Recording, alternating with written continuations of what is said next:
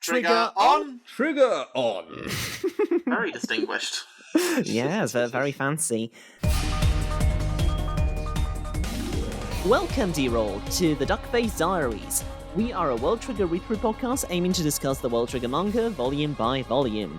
I am Wensleydale Cheddar. And I'm Hovin with an H, and this month we are going through volume 17, which contains chapters 143 to 151, and is also adapted across season 2, episodes 7 to 10 of the anime. That is correct, and today we welcome a very special guest once again, former host of Friendship Effort Factory, Shonen Jump podcast, regular guest on Manga Mavericks, and most importantly of all, proud parent. Please welcome Maxy Bernard. How are you doing, fam? Glad to have you on the show. It's been a long time coming. Yeah, it's fantastic. I'm glad to be here. Finally talk about the most sacred of World Trigger volumes, volume 17. Oh, did we pick a right one? Does it hold a special place in your heart? Not even slightly, but it is really good, so I've decided it matters. Unlike other guests we've had on, I don't think I know anything about your opinions on World Trigger, so I'm really curious to hear your thoughts. But hopefully I'll be able to keep them nice and articulate, because World Trigger is... There's not a single other series quite like it in how it does anything, especially for the magazines it's running. I don't think you could find a more interesting example of a series in publication, but also just as a comic itself. It's a good time, and it's always got something happening that's captivating, really. Couldn't have said it better. What have you been up to? In general? Yeah, in general, I guess. It's mostly existing. I mean, as you said, I'm a proud parent, so everything is just eking out whatever minutes I can to fit any hobbies in between a child screaming at me for not taking the lids off of felt tip markers, which is a heck of a life. How about you, Hoven? I was completely knocked out by the COVID booster shot, so that was fun. I got a mostly sleepless night out of that, but it is worn off fairly swiftly. And I spent most of today reading The Dark Knight Returns, which I almost finished. It's been one of those bucket list comics that I'm finally getting around to, but yeah, it is really something. Like, I'm generally quite a slow reader. I am much worse with American comics than with manga. Like, the thing with manga is that because of its very free-form nature, manga often has a opportunity to kind of have much larger panels that really let the scenes breathe. Whereas you go to this and the panels are just tiny and they're filled with text. I suppose on a World Trigger podcast, it's not too much of a far cry from that, but it's still something. Well, it's interesting. I don't think people give enough credit to how different the medium is between countries, and a lot of it's to do with trim size. Like, you get huge panels in manga because outside of like the actual anthology releases, like the trim size is pretty small, whereas comics in America are fairly big, so you get about 50% more panels on average a page for a more economical storyteller. And then, like, say, even in England with us, we have 2000 AD, which their submission guidelines tell you to include like a ridiculous amount of panels a page because our magazines are huge. So it's like it's neat how an entire medium is defined in a lot of ways by how much room we have to make things big or small. There you go. That's what I forgot in the introduction. Industry expert. I should have said that. I've just read too many comics. I've never stopped. I don't know how. I forgot how to read normal books because I read too many comics. It's a dangerous one. I know the feeling. Hoven says he's a slow reader. For reasons recently, I decided to hold off on reading One Piece for now, and kind of not intending to. I've stopped reading any other manga in general, apart from like World Trigger once a month. Wow. I wouldn't know what to do with my time. All right then. So for today's agenda, first a little interview with Maxy about their World Trigger journey, the perception of World Trigger change over time. Then we're going to discuss Volume 17 of World Trigger, starting with a little summary. As a reminder, story and art by Daisuke Ashihara, translated by Toshikazu Aizawa. Touch-up and lettering done by the great A-School Chrisman, designed by Julian J.R. Robinson for the first time, and edited by Ray First. Then we're going to move on to our general thoughts about the volume, to Ashihara Comments Corner, where we discuss the volume extras. Then we're going to do a bit of a spoiler corner. Well, I have no real thoughts, and nothing in the spoiler corner for me, really, but we're going to ask Maxy about the favorite moments in the series, if they have any past this volume. We're going to ask them, obviously, also about what they think of of where the new arc is going. And then we're going to do a bit of a Q&A section. Does that sound good, everyone? Sounds peachy. Absolutely. Let's get to the interview. Alright, so first things first, how did your World Trigger journey start? It started about 5 years before World Trigger began. So I was really into Ashihara's first series, Superdog Brilliantal, when that was serialized in 2008. And after that died, I became one of those people who's just really hungry for every little hint that Ashihara could be coming back with something, because like the art style was so unique, the lines were so thick and even and immaculate. And we had the one-shots Trigger Keeper and Talented Elite Jin come out, which ultimately are the bones of what would become World Trigger. That was like spaced out over years between those. And so I was just vibrating on the spot, being like, yes, Trigger Keeper become a series, Jin become a series. And like 2013 came around and bang, there was World Trigger, and I was intent, whatever happened, I was going to try and savor this series for everything it had. And lo and behold, it actually ended up being one of the most interesting and not necessarily anti-jump, because I think that gives an idea that it's against like the non-existent ethos of friendship, effort, and victory, which is definitely there in World Trigger. But the pacing, even from the outset, is so absolutely uninterested in rushing you through anything, and just like being there from the start without being like, okay, is it going to suddenly rocket up this week? Is it going to rocket up this week? And then you just realise that, no, this is a series that just wants to tell its story at its own pace. And, God, that journey has been wild from that point. Like, we've gone through several hiatuses and I think mild changes in how the story is being told to give us kind of what we have now as a very dialogue-heavy comic, where it can explain and re-explain things from different viewpoints, but it's never felt like an extreme shift. It still just feels like the comic that Ashihara always wanted to do, and that's... I love this series so much. It wasn't clear already. It's just... There's... I said earlier, there's nothing like it. You really can't beat this for something that just like pulls you in and holds on no matter when you start, whether it's early on or if you get pulled in later, like I know a lot of other people were at different points, like when the anime debuted and stuff. And I'm just babbling at this point. World Trigger, it's good. Long journey. This is like very, very interesting. I really haven't noticed like the shift. To me, like World Trigger is going through the same way it has always been. We just notice it differently because of how the release changed. I guess it's more preoccupied now with telling stories from different viewpoints. That's a really interesting observation. I'm glad you think so. If it wasn't, then I would be in hot water by now. Speaking of viewpoints, of which there are many in the series, what are some of your favourite characters in World Trigger? Okay, so World Trigger has a lot of characters, and I have an infamously bad memory for character names, so bear with me and call me out if I make any huge mistakes with these, but I have tried to brush up as best I can. The last episode, we got some very interesting tidbits on that. So the main character is called Perpetual Glasses. The nicknames, they were amazing. Yes. But yeah, like, favourite characters, my sort of number one with a bullet is Yotaro. He's just...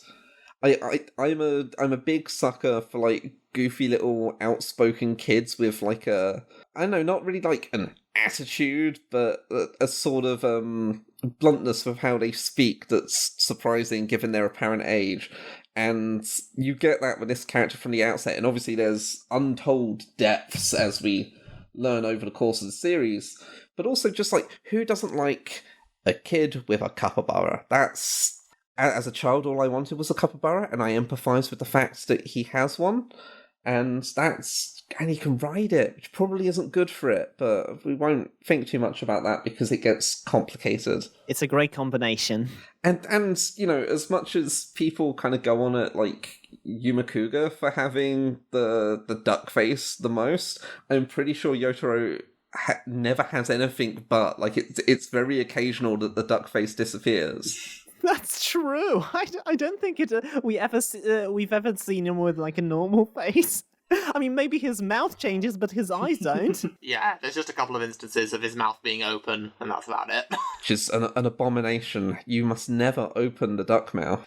So while I was making these notes on Who Know Well, I kind of ended up doing them in order, but I think now it's time to vary it up a bit just because through reading this and in catching up, my feelings changed a lot on this sort of stuff.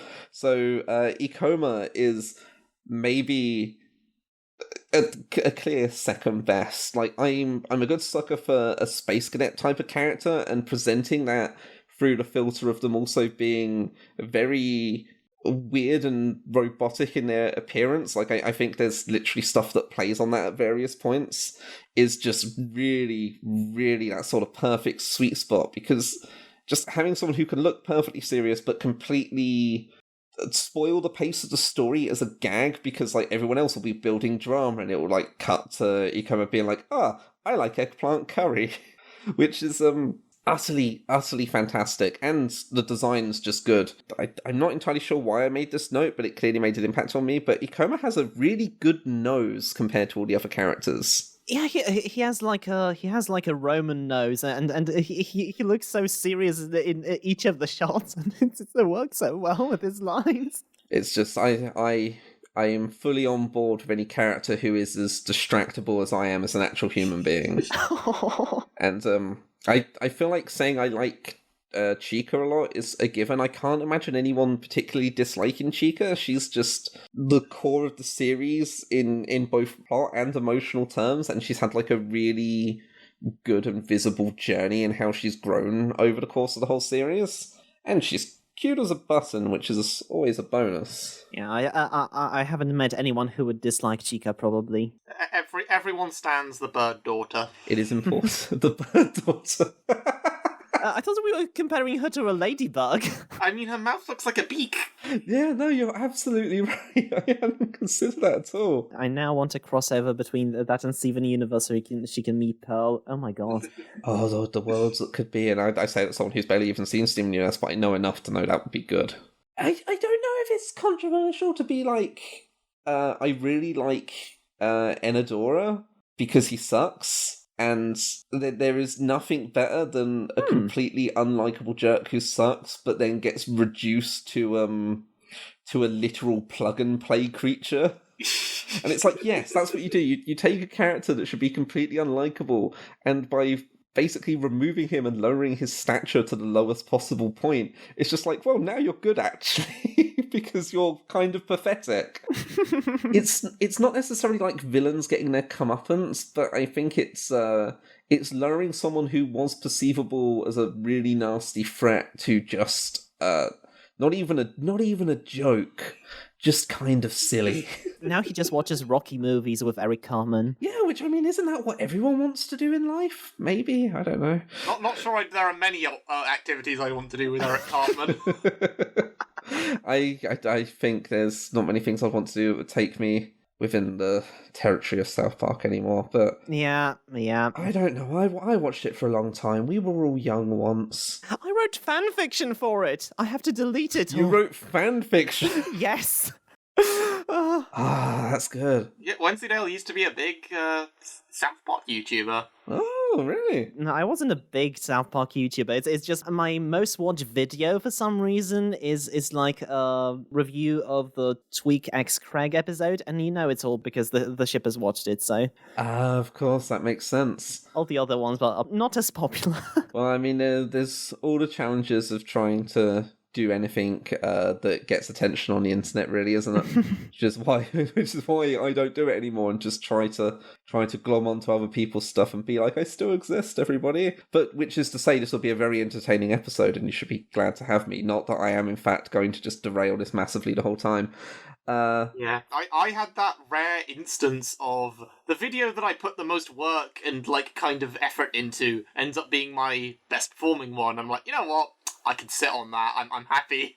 I can leave it there and just do what I want. Yeah, I kind of get that. I think the most popular thing I've ever done was a podcast about Prince of Tennis, where I basically just refused to go and condemn people who enjoy shipping for fun, and that resounded really well with people. So I don't know, maybe that's why I try and be really comics positive nowadays, except for when I'm on the Manga Mavericks and they trick me into being a complete arsehole about everything. They don't. I'm just... It's my space for being mean about comics. It's fine. Anyway, yes, so more characters. There's not much to say about Konami, but she's a really good design, and the way it switches between the battle mode and normal everyday is really nice.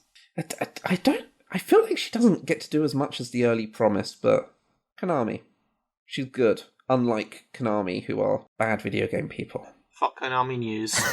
And it needs to be a useful mnemonic for that, perhaps, needs to be made.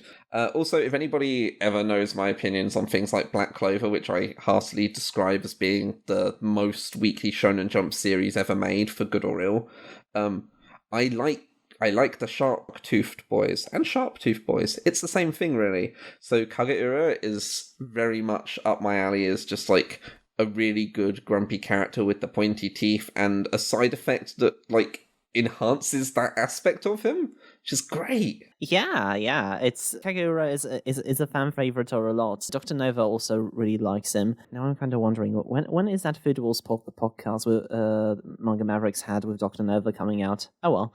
Oh, God, I wish I knew how the Manga Mavericks release schedule works. They ends up being all sorts of issues. I think I've lost episodes with them before because of, I think, errors on my side. But regardless, such is the exciting life of them trying to juggle so many different projects at once. The Mavericks, Ace and I, recorded 4 hours worth of a World Trigger podcast. They had to split it into 2, and also I think my recording stopped in the middle, so I had to I had to figure out and delete the cache file. Oh dear. Caused a lot of problems. Never a dull moment when you record 4 to 5 hour podcasts with a bunch of pals, really. How do they release them so often? It's a feat of editing that I would never try and replicate, and I only add to the problems because I have a really bad habit of someone saying something really small about anything to do with Jump, and I go into historical mode and can't be stopped. It's like I have to try really hard not to do things like being, you know what, I really like Ashihara's art style in this series, and which makes sense because one of his assistants on Superdog Oriental was Katsutoshi Murase, who most people would know for Rata Primal over here in English language releases, but also did a really great mediocre football series called Doi Soul, and you might say, how is that series great when I also call it mediocre? And I'll say, because mediocre is good when it's cancelled comics. And then people are going to say, how come? And then I'll go into a long diatribe about why Hoopman is the best comic ever. And eventually I need to breathe, and that's kind of a problem. Which is to go and say that Kageura is a character I really like. Oh, brilliant. Brilliant. Hoven, move on to the next question. Right. Please. Favourite moments of the series up until this volume? I was struggling with this one, partially because I wanted to try and fit a full reread into it, and I really kind of failed at that. But I think that the proper full neighbour invasion, where we got to go and actually have Husei turn up and Inadora come in and everything, and the big dramatic beats with Replica and everything, like that was maybe the most promising arc of the series, full stop. And shows the sort of things that we'll get one day. Like, we've got a lot of insular stuff in the story since then up to this point. And that's been fine and great. I mean, frankly, it's been amazing. But it's always good to have that reminder from this great arc that happened earlier that there will be other stuff coming to do with the neighbour side of things. And that arc is kind of worth cherishing because of that. Also, very conveniently, this volume starts at the end of one of my favourite ones of the Ranking Wars battles, just because we've had this great implementation of a strategy and making up for shortcomings by enhancing each other instead. So, that's also been amazing to get to revisit specifically for this podcast. Nice. So, if you could personalize your own trigger activation pose and catchphrase, what would they be? So, I spent a long time thinking about this, and I'm not necessarily a very creative person, so I've ended up with 2 possible choices, and I can't stress enough that they're both awful. And one I think requires knowledge of an old meme that isn't very good, and the other one's just me playing to type. So the first one is just trigger on, applied directly to the forehead. I did... What? So there was an old meme that was head on, applied directly to the forehead, and it just repeats that over and over and over again. And so I was like, you know what, for the people who know, they know. Otherwise, they might think that, the trigger's going to come out of my head, but joke's on them, it's in my hand. You know what? I really respect that. I live for minor obscure references that no one will get. Absolutely, and there is no reference someone can make that is worse than a meme, unless, and I'm sure people will agree with me here, it involves Matt Berry as a volcano. Is that the Volvo commercial? Is that the Volvo commercial again? Yes. Okay, that's good. Yes, they are referencing to my absolute chicanery last month. I was so entertained when that came up, because I was just like, the thing is, I don't think I even remember the advert as they actually are anymore. I only remember how a YouTube pooper called Walrus Guy changed it. So it'd be like, "Hurrah, what you doing, Mr. Vol? Can't say no." Can't say no. And then the rest isn't particularly safe for podcasting. But suffice to say, what a filthy volcano! Alert! Alert! Birds! Sorry. Having keeps playing it to me on Watch Together. It's the only thing to do. It's the greatest achievement of Matt Berry's career. So the other one, the other possible trigger on catchphrase, it's not even funny. It's not even a joke thing. I was just thinking, what sort of thing do I say a lot on the internet? And it's just the question, do you like big girls? Trigger on. Which again, element of deception. Do they think I'm going to make a big girl? No, I'm just asking a question to get to know them. Amazing. It's like in that case, I guess Colton's activation catchphrase will be for sure, since he says that a lot. I mean, if it's most said things, it would just be me going absolutely, which has its own problems. So the pose for both of these, importantly, and as you would expect for their quality, just involves me curling up in the fetal position on the ground and kind of just sobbing a bit afterwards, and then the try-on suit and the triggers all kick off. Brilliant. Yes, so, you are, as we've already established on this podcast, a connoisseur of many niche and not so widely looked at manga in the general weebosphere. If there was one under-the-radar series you think World Trigger fans could well love and check out, and it could be a manga, it could be from another medium as well, what would it be and why? Okay, I'm going to cheat slightly by actually saying one that's not in English and one that is in English, and they're all going to be comics because all I know is comics. I wish I knew anything other than comics. I have like a Switch, but I don't know how to read comics on it, so I just kind of stare at it a lot. The crucial one, the most important one, if you are a fan of World Trigger, I cannot stress this enough. There is a series by Ryosuke Takeuchi as the writer. They also wrote Moriarty the Patriot, which is available in English, and drawn by, I want to say, Masaru Miyakawa, who used to be an assistant of Kohei Horikoshi. It is called Stars. It's spelled in capitals ST_RS. And it tries to do exactly what World Trigger did, but for a very different series, which is to say it takes its time in a magazine where you're not supposed to take your time and tells a fantastic sci-fi tale by doing it. And it does it with a classroom setting, which is kind of similar to Border in a way, of a bunch of kids basically following a competitive education system to get to go to space. Specifically to go to Mars, to go and see what an anomaly is that is promising an alien existence to meet. It's absolutely beautiful. The art style couldn't be more removed from how World Trigger looks, but just as a storytelling system, as a way of telling sci-fi at a deliberate pace and in a captivating way, it is absolutely kin with World Trigger. Like, they work brilliantly as a pairing. It's about 5 volumes long off the top of my head, and has just, adorable character designs as well. You've never really lived until you've met a cosmic being called Beetlejuice, named after the star, of course, not the musical or the film that the musical was based on. However, that's not available in English outside of possibly nefarious means, so I will also say it's really frustrating because it is... I guess I'll have to fly to Japan to read it somehow in English. Yeah, or just, I don't know, go to Seven Seas Questionnaires and put it in every possible box, even if it's not relevant to asking for a license, and maybe they'll listen. They are always the best shot for completely obscure licenses. In English, however, I would say the second phase of IDW's Transformer comics is actually incredibly well suited to fans of World Trigger, because it has a massive cast of characters that aren't all necessarily easy to remember, but all leave a large impression on you, puts them into situations of varying danger where their mortality is somewhat shifty because of the fact that they're not necessarily traditional organic beings, Trion suits versus being literal robot people.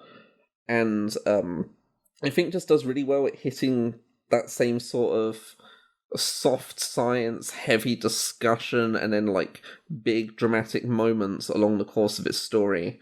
These would run either through, you can literally get the Phase 2 big collection hardcovers, or the easy way to do it is you followed a series that were called Robots in Disguise and Morna Meets the Eye, and they start you off and you follow it on from there.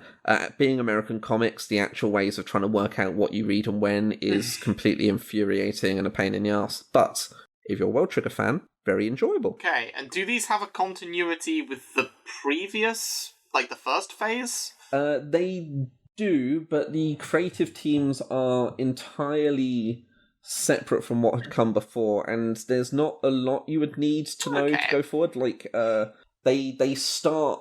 That phase starts with a one-shot that's called The Death of Optimus Prime. It's not literal and it's not technically a spoiler, that kind of lets you know what the current status quo is, lets you know who the big players are and where the 2 concurrent series are going to go, which is as close to as accessible as you're ever really going to get with IDW licensed comics. Don't even try and work out how to do the same for Ninja Turtles. You will cry. Gosh. No, I remember there was a time when I just assumed that these sorts of licensed comics were like, oh, okay, so they must just be one continuous thing, right?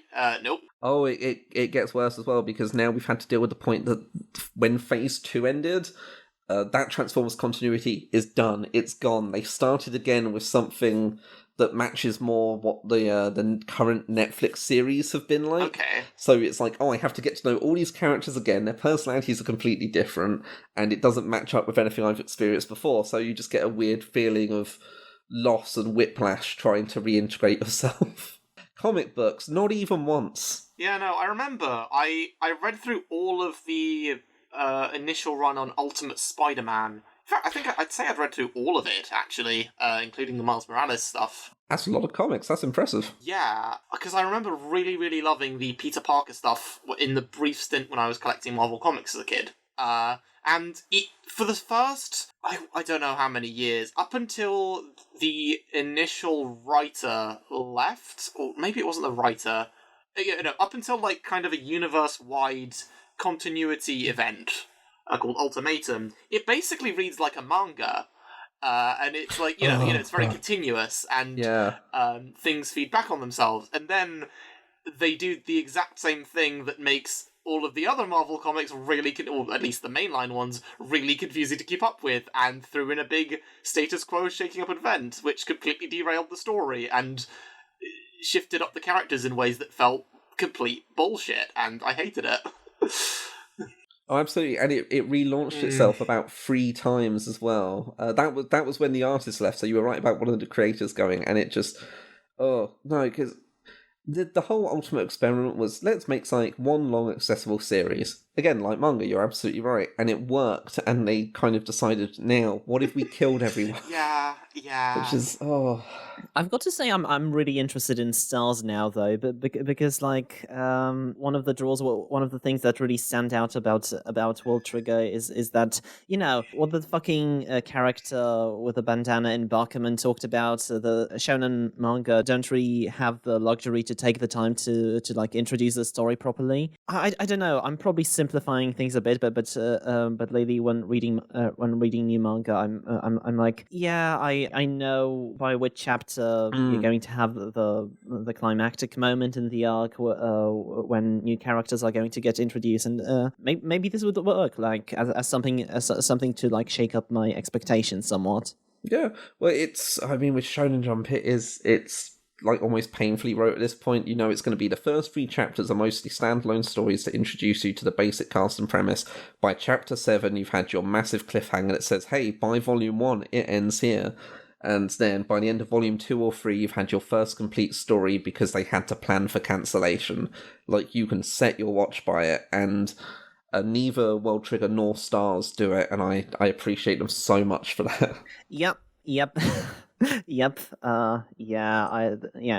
something that tired me out quite a bit, and it's also my fault, but for like reading mainly only Shonen Jump, but that's what's accessible to me. I want to make the most out of my subscription. I don't really have the time for anything else. Help. The vault is a blessing and a curse. There's so much interesting art out there that I should definitely be checking out, I say, as I continue to stick to mostly the stuff that I'm familiar with. It do be that way sometimes. That's the thing, I mean, even on the app, you kind of think, oh, I could check out something unusual I've never heard of before, like Seventh Garden, but then you think, like, you know, I could just read more Naruto, or something that's not 700 chapters.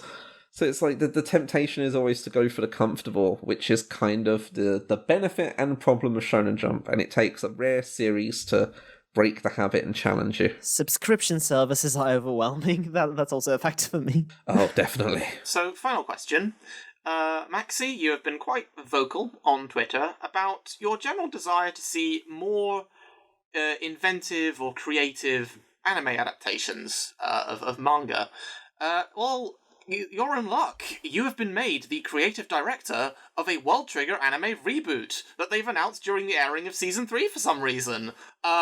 What sort of offbeat, unusual visual approach would you use to bring Ashihara's panels to motion, rather than the more conventional stylings we have already? So I always want anime to go and be as far removed from the source material without breaking, like, the fact it's an adaptation. Like, I want it to go be something visually wild or interesting, or just take a slightly different tack or approach to it all. And for World Trigger, I've had to think about this so much, and I'm so excited by the possibilities you could do. I would really play into that nice, meaty, consistent line weight everything has, and I would then play with mixed media. So you want to go and have the setting and the characters outside of Treon suits be almost papercraft in feel. Like, it's the mundane, it's the ordinary, it's the human world. When the Treon suits kick in, you give it a bit more flash, make it look more typically anime. You know, you start having all the terrible colour and shiny bloom and glow on everything, because it fits with that sort of unreal sense of things.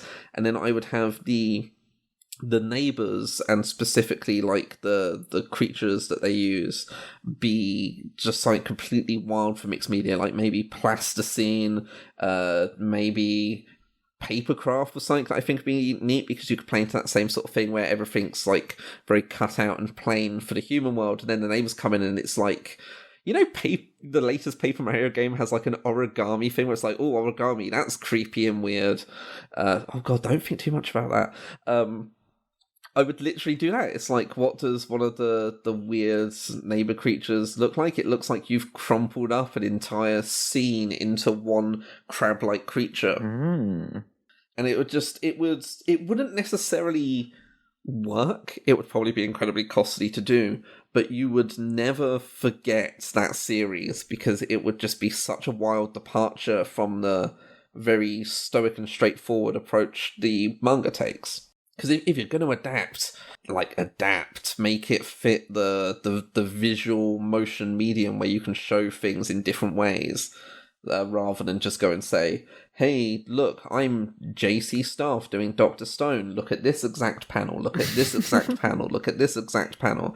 Which is, not to crap on Dr. Stone, it's a fairly serviceable anime, but that's the problem. It's really serviceable. It's not stimulating. Yeah, I was a bit underwhelmed with the Dr. Stone anime. I can see that. Very interesting. As a sucker for obvious choices, I think it's a crime we haven't chosen Trigger, though. You know what? To give credit where it's due, Studio Trigger, whilst obviously most of the work they do is original works, like, they have a flair for visual deformity and how they present stuff in motion that really stands out. There's a reason why when most people try and like think of an anime studio, they'll think of something like Trigger because everything looks completely wild and amazing, or I don't know, Studio Ghibli because everything looks, well, everything. Most things look a certain way. I almost massively undersold the things that look massively different, like Pompoko or the Tale of Princess Kaguya. Yeah. Unlike Maxy, I know nothing about the anime industry. I used to know even less. So when I saw people, like a few years ago, when I saw people on Twitter talking about Studio Trigger, I was wondering, I don't know why this thought popped into my head. Is this the one that does World Trigger? It would have been so perfect. They missed their shot. Ironically, for all that I'll know things like what studios do what and what their approaches are for stuff, I watch very little anime because I don't make time for it very well. I think the last series I made it all the way through was Extra Olympia Kyklos, which did the sort of thing I was on about a lot. Like, it was, in fact, I cribbed a lot of what I've been thinking of for World Trigger from how that series presents itself, because it's got the world... Okay, is it a new one? The world's worst claymation. It's a new one. It's from some point in the last couple of years. It's also so completely unlike the manga it's based on. It's unreal. If you've ever watched or read Thermi Romai, it's the same creator. It's down that same path, but it's got some amazingly bad claymation for anything set in ancient Greece. And then when it comes to the modern day, it's more traditionally animated, but very, very basically so. So it'll be like very detailed things, but moving like they're drawings on a stick. Yeah. Kind of like if South Park had detail, I guess. I don't like saying that. Let's not think too much about that. Anime figures on the stick. It kind of reminds me of like the... if you ever watched like the World Trigger anime, you might have noticed the segments at the end where there was a Duckface figure, like of Osamu Oyuma, and they were just swaying along to the dialogue while spouting some trivia or something, and I basically copied that for my YouTube show later. Oh, that's fantastic! I really should watch some of the World Trigger anime.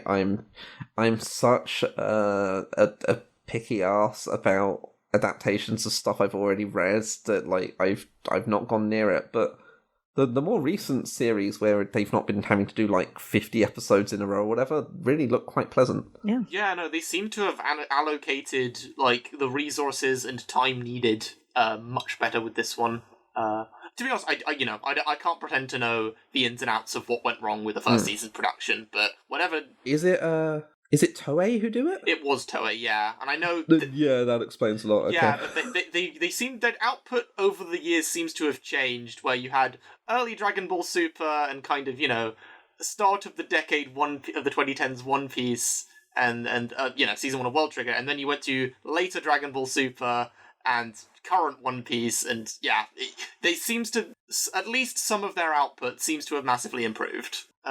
Thanks for sharing. Those were some really, really in-depth and interesting answers. Well, it was a great interview. It was very interesting to hear your perspective on World Trigger. As we said, that Ace was from like the very beginning, but I think you're the first one on this podcast who actually mentioned Superdog, Lilienthal, Trigger Keeper, and everything else. If and when we discuss these series, we'd love to have you on again. Oh, I'd absolutely love to, and I'll try and hide the fact that this probably just means that I've spent far too long reading Jump manga compared to most people. I just want to be free. I should have graduated from Jump by now. That's what they always say. They say as you get older, you're supposed to graduate from Jump. But I just keep reading. They pull me back in. Anyway, shall we get to the volume summary? Absolutely. Let's do it.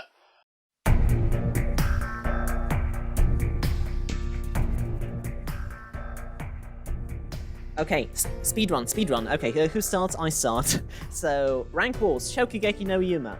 We can pick up where we left off in Tamakoma's battle against Katori and Kakizaki squads. Captain Kakizaki has just been skewered by Yuma, but he seemingly manages to take his foe down with him, shooting an immense wound open from his side. Kakizaki bails out and Yuma sustains heavy Tryon leak, until he shows his creativity yet again, bandaging his wound with one of his stretchable scorpion blades. This shocks everyone on the commentary team, including the master shooter Izumi. Teruya continues her hunt for Chika, even though the captain's down. Kuga goes where the most points are, to aid Osama in taking down Katori's squad. Now that Chika's occupied, Hana breaks up Yoko complaining to formulate a plan to take down Osamu. The boys try to flank him from behind, combining Chameleon and Bagworm, while Katori distracts him from the front and chats him up. She asks him if they really believe they'll make it to the away mission after the recent defeat. The Four Eyes ignores the mockery, stating matter-of-factly that he's going to join the away mission because that is what he believes he must do. Sorry folks, I think I need to let the cat out. Back in a tick. What? Hello? I like to imagine this is part of the plot. Oh, I went to the loo, so I did no idea what was going on. So, yeah. Oh, you monster. Okay, I'm back, sorry. Okay. It's alright, the cat's in World Trigger now, it's fine. Yes, so Osama says, I'm going to join the away mission because this is what I believe I must do. I must close the door because I must let the cat out now. This is what he says. So this pisses off Katori, and at this moment the boys attack. Thanks to Shiori's assistance, Osama is ready with Spider. Rokuro's distracted with another red wire and trips. Osama switches on Thruster and pins him down. Wakamura blocks with a shield, but while they struggle, Osama plants asteroid bullets from the side, finishing him off. At the same time, Yuma drops down from the sky. Katori notes his wound, but hesitates, and Yuma chops off her handgun arm before she manages to finish him off in one shot. Miura slashes, but Kuga uses the wires to evade. Miura blocks his scorpions with his Kogetsu and shield, but before he manages to counter, Osama uses the opening to release an asteroid barrage at him, forcing him to bail out. Hana apologizes to her captain, saying her analysis wasn't good enough. But Katori simply looks at the Tamakoma tag team with hatred in her eyes. We flash back to a few months before the first neighbor invasion, when it turns out that Yoko and Hana were neighbors. Sorry, that's a bit of a confusing term now. It's a bit loaded, isn't it? Yeah, I kind of reworded it in a lot of my notes when I realised this. But yeah. So it turns out that Yoko and Hana lived next to each other, next door. Okay, yeah. At the Katori household, Hana is visiting to take a study break, while Yoko is having some heated gaming moments. I already did this joke, didn't I? Oh well. Both in her studying and in her skills in the video game, Katori says she doesn't need to practice because she's naturally talented. And despite her mom's protests, Hana advises that it may be a good thing that she's satisfied with what she has. Hana's parents come to pick her up. Her dad has decided she needs to devote more time to what? I will just say once I turn the page over. She needs to devote more time to studying since she didn't score the first place in her cram school test. Katori's dad has a solution though. They make a new window next to Hana's room, where Katori's new room is going to be. And now Yoko and her future operator can always chat. Hana keeps studying and Yoko keeps wondering why. It's partly due to her parents, but also she knows the world changes, so she too must be flexible. So she does so just in case, so she doesn't have to blame her parents. The following day, a gate to another world opens. Katori sleeps in and wakes up to Hana lifting her rooftop to reach her. Seeing the destruction of Mikado City, Kitori limps away, supporting herself on Hana, noting her fingers are horribly wounded. In the hospital, Yoko reunites with her family, but Hana has no such luck. Hana decided Yoko would be more likely to survive, so she saved her instead of them. Hana is thinking of joining Border to support herself, attracted by the salary and housing. Together they will aim for the top, since if they team up, no one can stop them. So we cut to the present, where Osama and Yuma are stopping them. They're waiting out Katori while Chika is determined to pump Teruya full of lead. Teruya jumps, Chika makes a shot, but Teruya blocks the lead bullet with a piece of debris that she throws away. Chika reacts instantly. She deactivates her lightning rifle and activates a shooter trigger Hound. A barrage of lead bullets pins Teruya to the ground, but she's arranged to respond with her own Hound. Chika gets taken out, and Teruya promptly bails out. Katori is determined to take 2 more points from Tamakoma, so she can survive the battle and get the survival points. She launches herself at Yuma, but using a red wire changes directions at the last moment and cuts Osama's neck. Osama has to bail out, but he has left Yoko a surprise. Before Katori can reach Yuma, her pathway is blocked by another spider that Osama has just created. As she's launched backwards, Yuma extends his scorpion whip to pierce Katori's chest, ending the battle. With Katori bailing out, the battle is over, with a dominating score of 7 from Tamakoma 2 to the other team's single points each. High 5s and 10s are had, and like a shoulder-to-shoulder, way fist-pumpy sort of thing, and the commentators give their expert analysis, crucially pointing out that Osamu's way of powering up was to better empower his ace, Kuga. Kakizaki apologises to his squad for his strategic failings, who immediately dismiss the issue and focus instead on what they need to do in the future. The kids are, as they say, alright. Fool me once, shame on you. Fool me twice, Osamu's trick. Hyusei explains his understanding of the wire trick and how it probably uses more colours of wire than people assumed for its high-level strategy. The commentators then praise Kuga's use of the Mantis technique, which he pinched from Kaguya. Again, take from the best to be the best, why not? Tamakoma 2 is in 4th place now, ranking up is practically within their grasp. They are right on the cusp. Back in Katori's squad's strategy room, Katori sulks, face down in a bed? A strategy bed? It's an odd bit of furniture, to say the least. Anyway, she has a full-on wobbly, going on about hating herself and wanting to quit, which the rest of her squad get around through encouragement, acceptance, and aiming to be more like Tamakoma's creative spirit. Hana has typically wise words. If you can feel the sting of defeat, then there's still room for you to become stronger, which is good advice for the teen audience as well, honestly.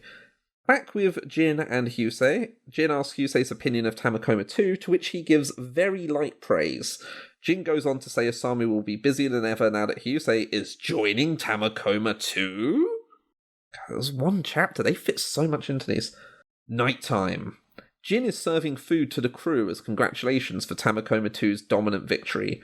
Yotaro praises them and announces Hyusei wants to join the team. Konami expresses her disbelief by doing a very lazy impression of Hyusei to the point of quoting herself rather than anything that he actually says.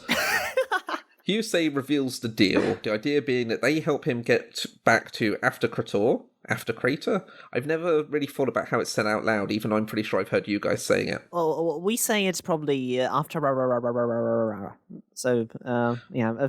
Kind of like making a dog called Mishka say I love you. It's like, After Krator, I will go with, because it's probably wrong. Priorities have changed, and Hyusei no longer cares about obtaining Chika, who is a golden goose, apparently. Make of that what you will. And he just needs to get home. Chika's okay if the others are okay with this, and after Hyusei picks apart the problems with their current setup, he pledges to be their second ace. All neighbours are, of course, Canadians, as we well know, as the cover-up plan for him involves a try-on body without horns, and saying Hyusei is a relative of their engineer Mikhail Cronin, a neighbour who has Canadian status. Having never watched the anime, I just want to say I hope this is reflected in the dub for all of the neighbours. Well, that's the thing. The whole dub is Canadian, so... That's a devious trick to save on budget. This cheap Canadian voices. What does that mean? Where was I going with that? Just stereotyping the prices of Canadian voice actors, apparently. Please don't listen to them, Kendra. Or Nova, if they listen to this. Canadians are spectacular. I wish I knew French, really. What can I say? Still, any acceptance among Hyusei's peers only goes so far, as Osamu points out how they have to convince the higher-ups, and agrees to do so as captain, though with the added hitch that Hyusei isn't actually willing to give any information about his homeland in exchange. On being pressed by Kuga, he says that he has sworn to his lord, as Inadora's little horn crab form had said earlier, and that he won't dishonour his lord, hence not coughing up the information. And despite being willing to help, will destroy everyone and their ship on the expedition if his lord is at risk, which is pretty hardcore. Osamu accepts this condition. The next afternoon, the expanded Tamakoma 2 meet with the directors to convince them of this addition. It's weird that the chapter ends by kind of showing them all going in, but then we kind of rewind a bit to go and show Osamu heading in with Takumi Rindo, who says he won't be much help, but Osamu is confident regardless and makes a mysterious request of Rindo. Hyusei asks that Jin have a backup plan for if this fails, but he in turn asks Hyusei not to underestimate Osamu, which is kind of a recurring theme of their interactions. Osamu politely thanks the directors for their time before going ahead and making his proposal. Responding to the most obvious issue outright, Hyusei is an enemy they had to fight, but by explaining how the situation and Hyusei's priorities have changed and how he needs to get home, suggests that he joins Tamakoma 2 in the ranking wars and presumably heading forward. Predictably, the directors do not respond well to Hyusei refusing to give information about Aftercrator. Credit is given for his defeating of a neighbour the day prior, though it was a situation he shouldn't have been in the first place, which is kind of a mark against Tamakoma in general, and it doesn't actually guarantee anything at all. It's just one instance. Osamu saying it increases his team's power is dismissed as only being beneficial for Tamakoma 2, and rightly so, and does little for Border itself. Rindo explains the risks of taking a neighbour into the various other worlds in the neighbourhood on their journey, but Osamu latches onto this and emphasises that this is actually a benefit more than a detriment. Hyusei's experience and knowledge of neighbourhoods gives them an advantage they'd otherwise miss entirely, even with Enadora, whose nobility makes his knowledge sheltered and limited. Hyusei notices that they talk about Enadora in the present tense, which is a nice little aside to pick up on. Director Shinoda sees the key to all this, which is that Hyusei has to cooperate on the expedition until they get to Aftercrator, which this can hinge on brilliantly. You can go on the whole journey with lots of assistance, and then there's just that final hurdle where it's actually a problem. The votes are made. Shinoda, Rindo, and Kurosawa are all affirmative, which is kind of as expected. Netsuki is clearly still apprehensive, and Kinuta about it all, as characters of his general stature and size are wont to do. It's all up to Kido in the end, though, and... Following a dramatic pause, Kido agrees to let Hughes join, but on one condition. Amatori has to join the away mission regardless of whether Tamakoma 2 qualifies for it. The executives explain that using her Trion reserves to power the ship, they can both decrease the number of stop-offs made along the journey, while also expanding the size of the ship, to allow for more agents to join on the mission. Her role would not be one of a combatant, but one stationed at the ship of all times. Chika accepts the conditions readily, confident that Tamakoma 2 can make A rank, but Kido is quick to shoot that notion down. He explains that given the time frame of the mission, Tamakoma simply don't have time to reach A rank. However, he then reveals that due to the expanded ship size, they will be able to take other agents besides A-rankers, but he imposes a harsh deadline on the squad. They have 3 more rounds of the rank wars to make the top 2. After the meeting, Hughes resolves to fulfill his end of the deal, and Rindo reveals to Kurosawa that his chain of topic during the meeting was actually Osamu's ploy. Back at base, Konami scolds the group for roping Chika into such a dangerous situation. Composed Beefcake quickly clarifies that it was her decision first and foremost, and that the other two resolved to form a squad in order to fulfill her wishes. Yuma also adds that their additional goal is to find Replica. When Hughes is being inducted by Border, Tamakoma review their opponents for the upcoming match. Ikoma Squad, led by Sweet Prince and all-round best boy Tatsuhito Ikoma, and calculating waif Kakuaki Oji. Both squads have the similar formations of 2 attackers and 1 shooter, but Ikoma Squad also boasts a sniper with Grasshopper, Wait, wait. I've just realized. So, of the two, you've decided to say that Ikoma is a prince rather than OG, whose actual name it means prince. Look, some people are prince in name, others are princes in spirit. Also boasts a sniper with Grasshopper. They are known for surrounding an opponent with a multi-angle attack, and Ikoma is especially famed as the best Kagetsu user in Border. He is also famed for consistently looking at at the camera in footage of him. OG Squad, on the other hand, boast a formation much more similar to Kakizaki's, with OG's dual wielding of Kagetsu with Hound or Scorpion noted as particular threats. We see Ikoma's squad meeting as the captain makes entirely inane comments with the most intense, serious face imaginable. Aside from flustering their operator, Maori Hosai, the squad decide on also Grasshopper-wielding attacker Kai Minamisawa as a counter to Yuma, actually, he decides on it and the others suggest against him just running in, while Sniper Oki is tasked with going after Chika. Over at OG Squad meeting, the captain announces the very standard map choice of Cityscape A, theorising that too widespread an environment would be an open season for Chika's lead bullets, while a tighter one would end up with a maze of wires. We get a round robin of the various team meetings, anticipating one another's rooms, while Ikoma just talks about the food he likes. In short, OG Squad are attempting a quick raid to target Osamu right away, using Yuma's movements to track him down, assuming he'll be a covering for him. He hopes that a situation where Ikoma and OG Squads can trap Tamakoma in a pincer movement. Meanwhile, Osamu anticipates OG's priorities and asks that Yuma throw off his scent by heading to other areas and supporting Chika rather than going to cover him. Each squad proudly declares their intentions to win, aside from Ikoma, who simply utters the immortal words of one of his very favourite foods: eggplant curry. Observing Hughes as he draws attention to the induction ceremony, Kinuta, Netsuki, and Kurosawa reflect on the earlier meeting. They note that Kido was careful not to mention what would happen to Hughes once they reached Afto, theorising that the plan is to somehow dispatch Hughes just prior to landing, something Kurosawa seems somewhat gung-ho about. Over in the viewing room, Kunichika, Kisuzo, and Sniper of Kendra's Heart, Toma, announce themselves as the match's commentators. Without much further ado, the combatants are prompted to begin transmission. Alright, folks, shall we move on to general thoughts? Let's do it.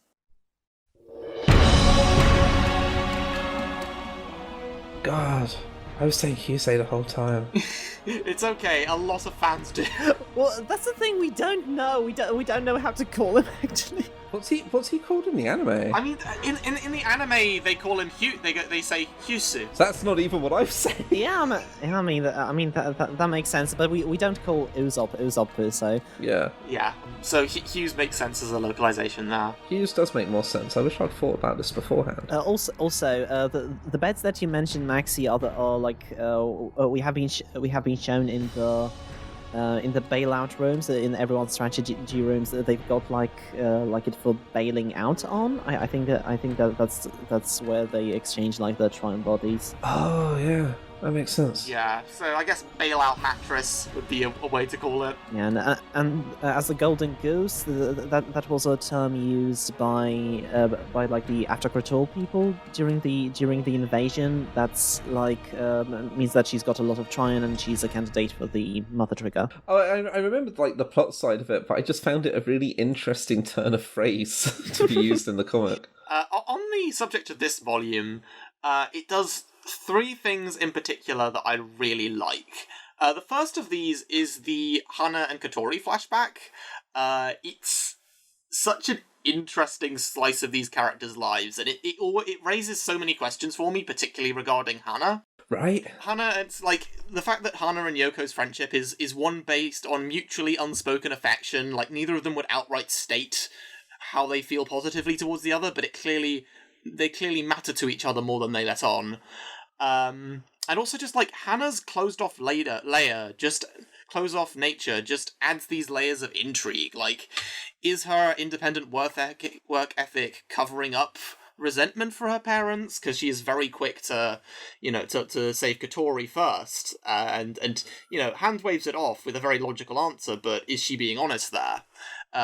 Or maybe it's like projected admiration, because she values the idea. She claims to value the idea of not having to blame them if they aren't to prepare her for the world ahead. I really like how the line about if she doesn't really want to grow, that means she's satisfied with what she has. Then being paralleled with the line, if you can feel the sting of defeat, then there's still room for you to become stronger. Kind of referring back to her speech in the flashback. That if she doesn't want to change, that means she must be satisfied with what she has, and if she's not satisfied, she can improve.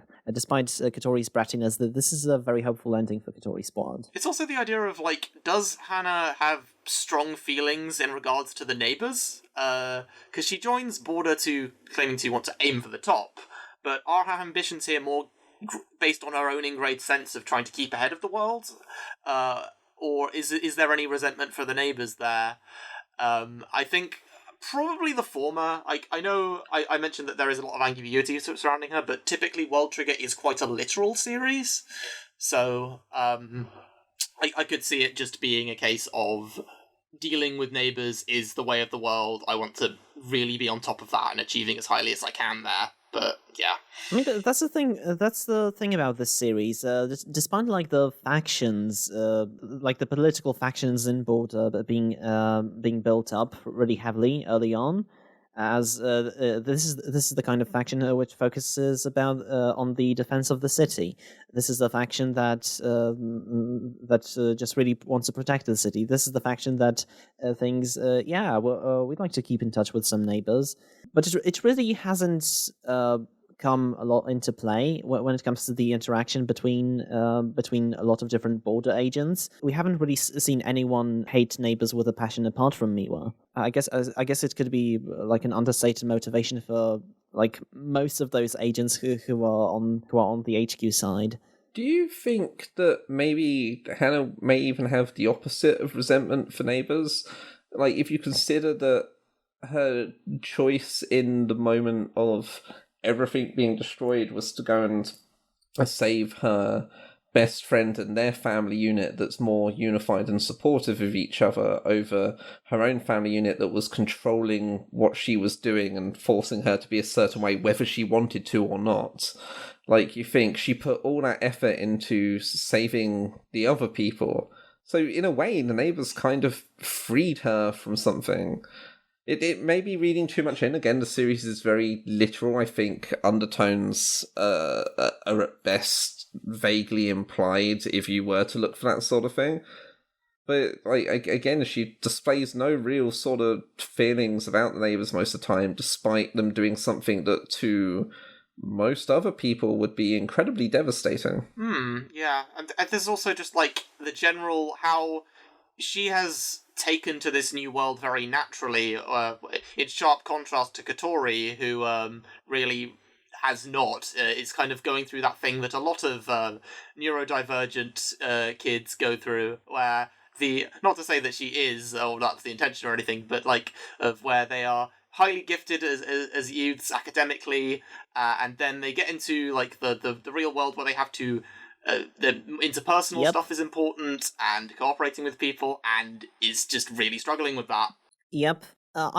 Maybe it's a gruesome interpretation when it comes to Hana, but I think it's also like a case of the flashback makes a point to give Hana a speech regarding how she wants to be kind of pragmatic, and she has to be flexible to secure her future. I can't help but read it like her parents raising her in that pragmatism kind of reap what they sow.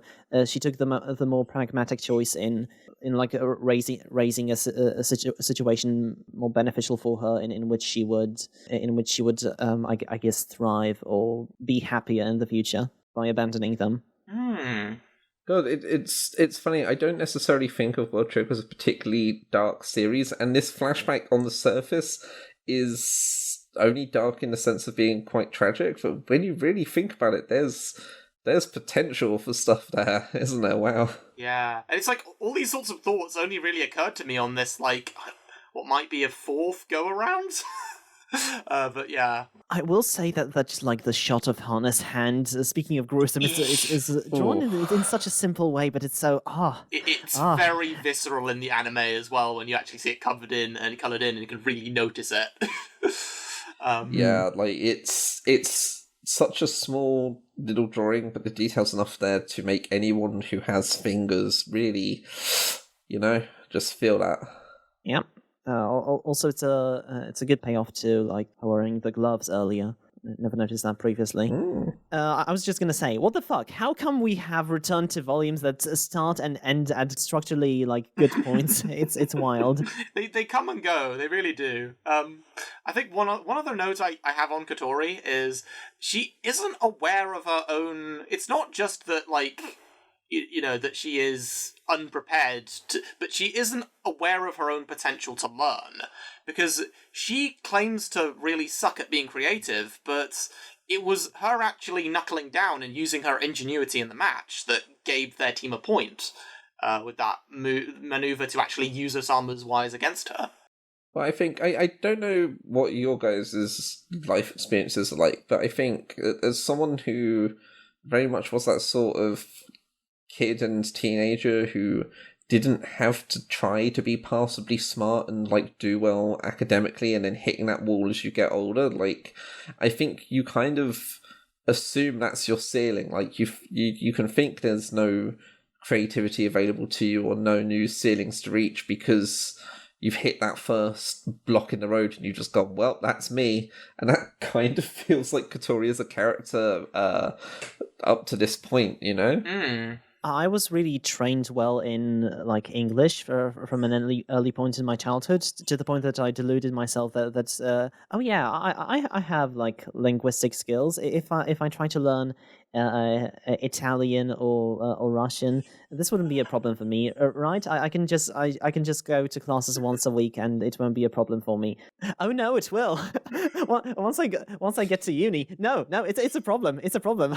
I shouldn't underestimate this. Okay, let's see. So, yeah, I mentioned there were 3 things that I like this volume. The second one is, it's in that border meeting. So, for the first time in the rank wars, we have a really concrete, tangible time frame on how much time we have left, which I really wish we had earlier. Because obviously, at the start, it's hard to do, because they've said the amount of rounds there are, but the idea of how long a match is a very vague concept at the start, so that it still feels like you're kind of jumping in. So when you have a much smaller number, having had a decent number of matches, it's like, oh, okay, I have a rough, I know where this is going now. Which I think, we mentioned how kind of unwieldy this arc can be to people when it starts. So I'm really glad that was worked into the plot. I'm kind of glad it wasn't like paid attention to earlier, because like it gave Ashihara room to. I know he didn't, but if he like wanted to shorten it, he could like not really go with the information that he had earlier, since like this information wasn't really focused on. And if we don't know how many matches are there from the start, then I guess if we cut the number short, it probably wouldn't feel as effective, but it would work itself into the story. So in general, I thought it was a really good volume. It ended one of my favorite rank wars and built up some new squads, whose dynamics are incredibly amusing. And not only that, we get a huge development in getting Hughes on board and plus details on the away mission. It's the kind of volume that also makes you proud of how far like Nikimo's squad has come. It's a really good like palate cleanser after like the huge loss that Ninomiya squad gave us, and Azuma and Kageura. Osama scores not 1 but 2 points during the match. His quadruple layered wire plot is great. And not only that, he's also growing as a politician and negotiator, as we learn later. I thought it was a good moment to like set up also Hughes's respect for him. It was a small moment at the end of the negotiations, but I thought it was important in like setting up. Oh yeah, why is Hughes going to listen to this schmuck? No, it's definitely it's if he plays into the dynamic. I mentioned last time how. The other two they never really kind of challenge him to allow them to act independently, and Hughes is the first character that really does that. So Yeah, Yuma hasn't got really to do besides win, but yeah, I guess he has a lot of fun with the wires and shows a lot of creativity with his use of Scorpion. Chica's getting bolder and like more decisive after having realized her strength, and I guess even like with the use of Hound, if Terrier weren't if Terrio like weren't an all-rounder, if she were an attacker, she could have reasonably won. And also like her balls to tell Kido that the deal to have her on board isn't necessary since they'll make it to the away team for sure. Thought that was great. We wrote off the idea of visiting the other great powers of the neighborhood on the away mission, but the aside on Osamu's monologue and the fact that Hughes can't assist as a guide on remote planetoids kind of implies that they might end up being the stop-off points for the expedition. So there is that. I remember I reacted a bit too strongly regarding Osamu's planting Rindo response to steer the conversation in his direction. Yeah, I had a lot of reactionary reactions. Well, what was I going to say? Extreme reactions to like the Phantom building up Osamu as a mastermind. But yeah, back when the chapter came out, I thought his accomplishments were being blown out of proportion. And as I reread it, I was like, no, it was a neat trick. It was a neat negotiation trick, and it was framed as such, and I just overreacted. Yeah, I think sometimes you can have a character move be ingenious without it being overly complicated, which I think is really kind of what Osamu as a character is. So we said it before, but like Ikoma is one of the funniest characters in the World Trigger for a reason. Yeah. The way he says these wacky lines with such a deadpan expression is amazing. On top of that, he's such an attention whore. It's a really unique set of traits that plays really well to Ashihara's art style. He's the other highlight of this volume for me, for sure. And he's just like, it's just having a character who contrasts everyone else so thoroughly. And just the way that his team just kind of isn't bothered by it. They're just like, yeah, that's our captain. Anyway, we'll kind of all vaguely make strategies, but just let him do his say his bollocks. I also love Karasawa, Netsuki's, and Kinuta's chat at the end of the volume. It really helps to remind you that despite everything, that there is still threat to Osamu's company within Border. Despite like the factions being kind of downplayed, as we said.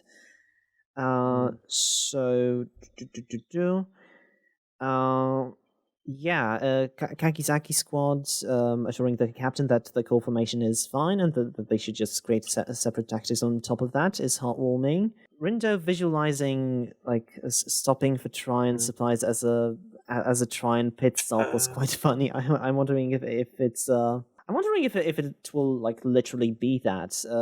I'm wondering, what do you mean Tryon supplies? Won't like everyone's Tryon regenerate, and that's the way we won't need to stop for supplies? Yeah. Speaking of Rindo, one of my art nitpicks of this volume is that I've realised that from the side, Rindo doesn't have eyes. Oh no! Yeah, like it's only from the front where in the instances where Ashihara doesn't shade over his glasses. Unless I'm getting him confused with Maze Hughes, and they are always shaded over. I mean, he is Maze Hughes. Yes, but isn't he Maze Hughes? Eh? The other art nitpick is when we first met Hannah's father, and it had been a while since I reread this, and I was like, I had this moment of, whoa, she's Kido's daughter? How did I forget this? Before realising that was not the case. I think in a mean way that kind of shows that a slight difficulty Ashihara runs into sometimes by having such a broad cast of characters but a very particular art style is that some faces are going to be a lot like other faces. Oh my god! Yeah, I'm just realizing. Yeah, he does look a lot like past Kido. Jesus, yeah. I forgot that Hughes was being honest when he said he wasn't interested in Chica. I was expecting like, oh, is there going to be some? Is there going to be like some conflict? Like, is he going to try to get her once they get to Tokroto and like and like present her to his lord. One note. I wonder how the B rank operators are paid. We covered in Ashihara Common Corner earlier how most of the agents are paid, and like A ranks have a regular salary, but like combatant B rank agents have like just a pay per kill contract for enemy trial soldiers. But like, do operators get a percentage of that? It's interesting given that what Hana's position is. I guess it would make sense why Urashima is running solo if he's concerned with money in his squad. An interesting battle term is like half stealth mode for Chameleon. Like, does that consume less Trine but makes you partially visible, or? That seems to be logical. I'm also like, yeah, it's probably like, I'm not gonna lie, I don't really remember it. I guess it would be kind of translucent would make sense. Kind of predator-ish, like where you can see the shimmer that a person's there, that sort of thing. Yeah, maybe allows for slightly more movement as well. I don't know. Yeah, but there's a lot of like technical stuff that I didn't really get this volume. I'm hoping for all of you to in the comments to explain them to me. Like for example, okay, so it is possible to use Bagworm with Chameleon, or is it just offensive triggers that you can't use with Chameleon? I don't know. I love the series of panels with Duckface humor high-fiving everyone while saying yay. It's an experience. Oh, it's so good. Yeah, I don't have... Yeah, fittingly enough with Maxy on, I don't have any anime notes this time around. There is no anime. Aside from the Kotori, I guess this is just from memory, but the Kotori Hana flashback is handled very well, particularly like the moment where where the attack happens, and it's like... The framing of Kotori being pulled up by Hana is very, but both kind of, I guess, symbolic of her character and also just very striking. Yeah, we also did mention before, prior to that I think it's kind of where the pace slowed down. That was very appropriate. Yeah. I kind of expected everyone at Tamakoma to already know about Chika's backstory, since there's not really much time usually devoted to intimate character moments in World Trigger. I kind of assume these things are done behind the scenes. So seeing Konami be this uninformed was kind of weird to me. Yeah, we just wrote this girl with absolutely seemingly no interest in neighbours into being in a squad. I do have a nitpick, like a weird translation choice. So we need 8 more points than Ninomiya and 5 more than Kage. No, I mean, no, they don't. They just need 1 more point than them. 8 and 5 is just the gap between them. Are they? I mean, are they accounting for potential points that they will earn? I don't know, but that's an impossible thing to predict, so... Well, and they kind of say as such themselves. They're literally like, oh, well, we need this many points, but also who knows what they'll do, so let's just get all the points we can. Yeah, but they just need 1 more than them to be above them. That's, I guess it's just a weird choice. I forgot that Ikoma was the number 6 attacker. I forgot that Mantis was used combining 2 Scorpions. So we have no time to do the Wensleydale forgot thing. I didn't pay attention to Mizukami before, but since there's like so many characters, but he does really carry the Ikoma squad strategy-wise. Do you folks have any theories on the OG symbols that he has for all the characters? I've got nothing for Kuga, Oki, and Iko. I guess Ikoma is just like that he's a robot. I don't know. Ikoma looks like a JoJo. He looks like Star Platinum to me. There's a Froppy in there, isn't there? Yes. Yeah. Chika is Froppy, and I think also I think Ashihara like admitted it in like a Q&A or something later. My hero would have been only 2 years old when this happened. Almost to the exact chapter. No, I think OG it might literally be because he has Oki. He has because he has the mole under his eye. And that sort of looks like the hieroglyph eye with like the little bit coming off the little bit coming off the lower eyelash. But he still has a stupid sniper hat. Yeah, the bit. OG looks a lot more kind of what's the word? He looks a lot more kind of twinkish in the anime than he does in the manga. I get what you're going for there, to be fair. I need to actually look at what they look like in the anime now. He always seemed like a Code Geass character to me. I forgot that OG Squad, speaking of which, was known as a team of runners. They don't really have much identity outside of that, as far as I remembered. So it's a good thing that it was there. I didn't remember that. There's definitely a bit of a visual difference. So I guess that's my notes. I had a lot of notes. All right.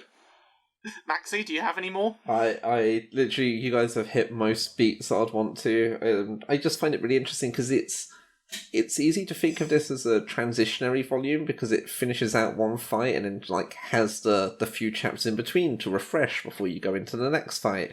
But the chapters in between are so packed with information and actually kind of higher stakes than what you get in the fights that it completely turns that storytelling concept on its head, which is you don't feel like you get a second to breathe because you've immediately got the high tension of boardroom meetings to deal with. Yeah, I get what you mean. Like, the Rank Wars saga isn't really an arc of just of low stakes matches. There's a lot of that happens in between, and it's kind of underestimated. It is a absolute lot, but it's a fantastic volume just for that storytelling note because like it would be so easy to, when you've got a story told at the pace of World Trigger, to go and have a volume feel throwaway because it's like wrapping up and preparing for what's next, and this just it defies it nicely. It gives you amazing character moments with some of the best characters that you're going to experience a lot more like in the next battle, as well as wrapping up the quirky characters that we've just had to deal with. So it's like it's a fantastic character piece as a volume, like for several people, especially obviously Katori and Hannah. So like I was kind of joking when I was like, this is a really great I was like, this is the most pivotal volume or whatever at the start of this podcast. But it kind of is in a lot of ways because it does World Trigger really well. All right then. All right, shall we move over to the Ashihara comments corner? Let's do it.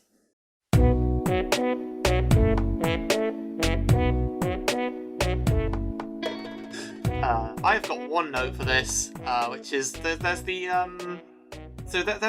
colour spread, which is the main four with all of the various light deer, and Ashihara mentioned it was for the 3rd anniversary of the manga, and says, now it's time to get ready for the 4th anniversary, and I check the date of the picture, and I remember the dates of the hiatus, and I weep. I was gonna say we are a volume and a half away from the hiatus, so make it out what you will. Yep. Yeah. It's the one I've still got saved as my mobile wallpaper, I think. Oh, lovely.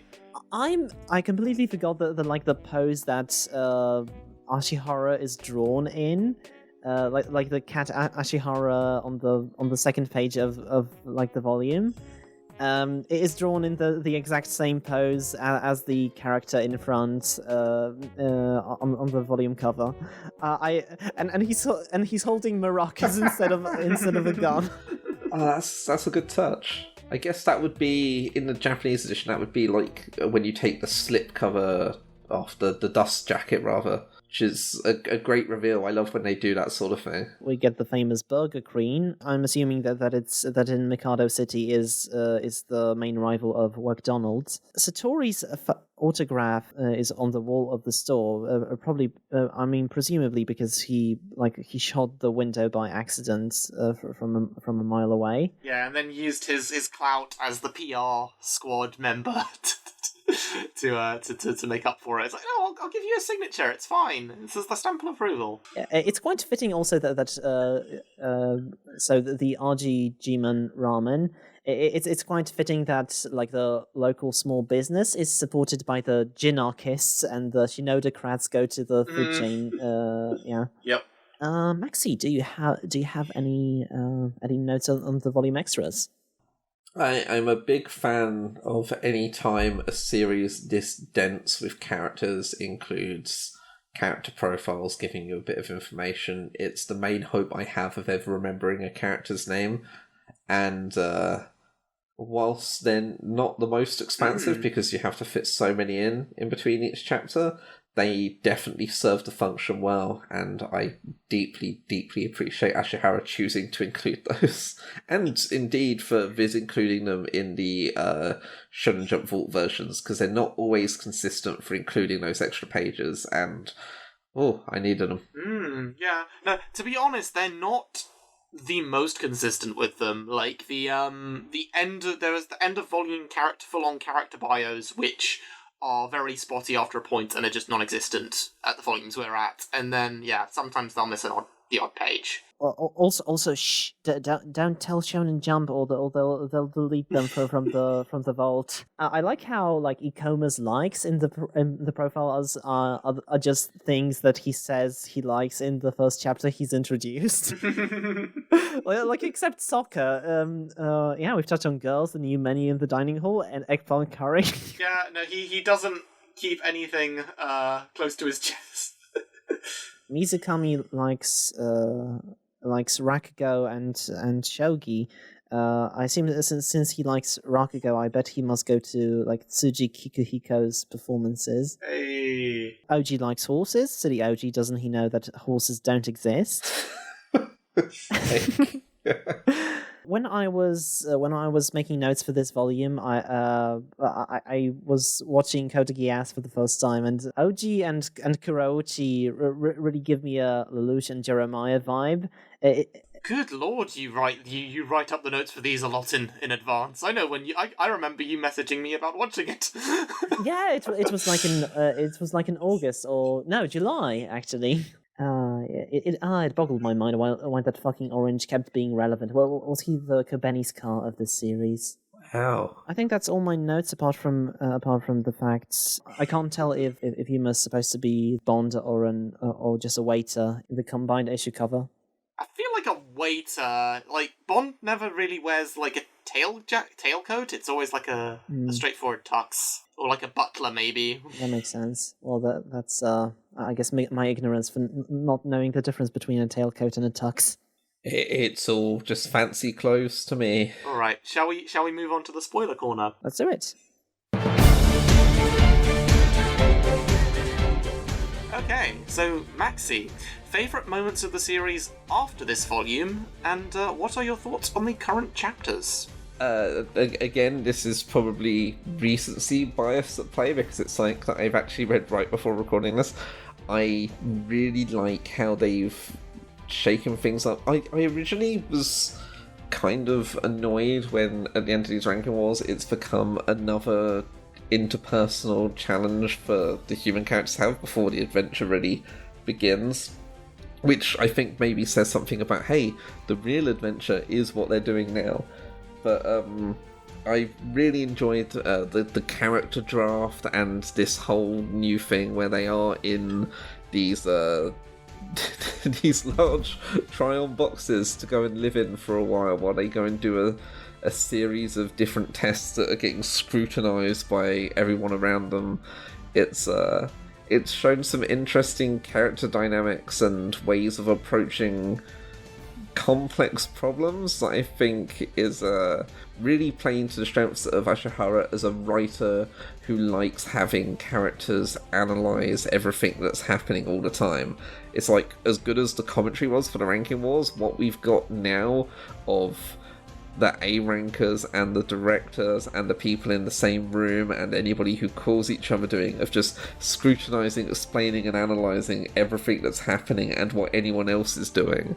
And it's just it's a great solution to having to take your time through a story, especially for the health of a creator who maybe doesn't want to be drawing too much complex materials each chapter. And it's really smart economy of storytelling and playing to the strengths of the creator. It's such a good arc, and I'm so excited to see where it goes next. I'm just now wondering what kind of arc it would be if it was written by Inagaki. Dr. Stone, he would just be like, oh, let's skip that, and that. Okay, astronaut training acquired. There we go.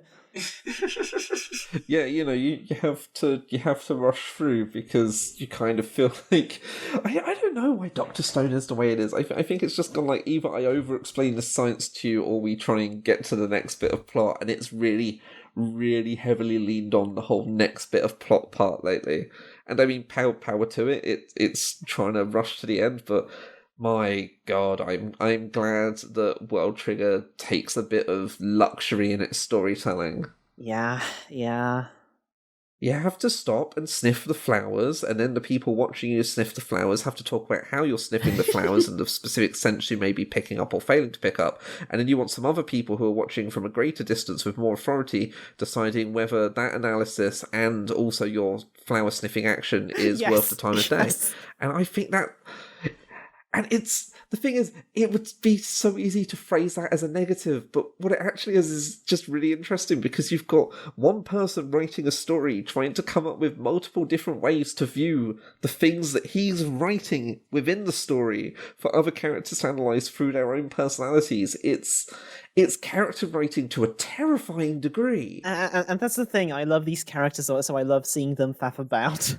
That's the truth. Oh, you got to have a good faff. Yeah. I actually have a few spoilery notes on this volume. So one thing I'm wondering is we talked a lot about Hana. Is she more important than she seems? Because it's like her philosophy of the world changing in unpredictable ways. Or it seemed to be very much be a harbinger. There we go. Harbinger of what is to come. Yes. And you pair this with the spotlight for her in the away mission tests as a potential executive in Border HQ.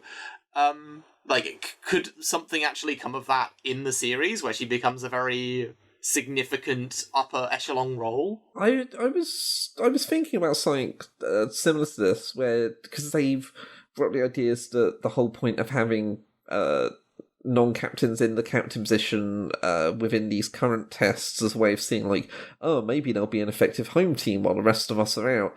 And I think Hannah definitely fits in that sort of thing, because I think if the storytelling does finally go into the neighbourhood and stuff starts happening there, I have a feeling we will be bouncing back frequently to those that are left behind, and Hannah is like the face of practicality and adaptability in the face of what could be significant invasions and stuff happening whilst the away team are gone. Much more outlandish, but I do like the idea of a hypothetical. Hana climbs the ranks to some sort of acting director position, and it's revealed that she wants to kill all the neighbours and horribly puts a spanner in Tamakoma 2's plans. A scenario. Or even better, she's actually betraying humankind to let the neighbours in. Who knows? Oh, that, yeah. Both are weirdly believable. The betrayal humankind, they can't regenerate. Oh, yeah. What Magic the Gathering cards will she use? Yeah, one thing that obviously I didn't really register much out of in the scene, but Konami, well, the first time I read it, but Konami's that old man in it to refer to Kido, that kind of familiarity of language that Osamu finds a bit weird. It clearly foreshadows the reveal that they all work together in Tamakoma Base at one point. Yeah, I forget exactly when it was revealed that Konami was like one of the earliest recruits. But no, actually, I think like it's.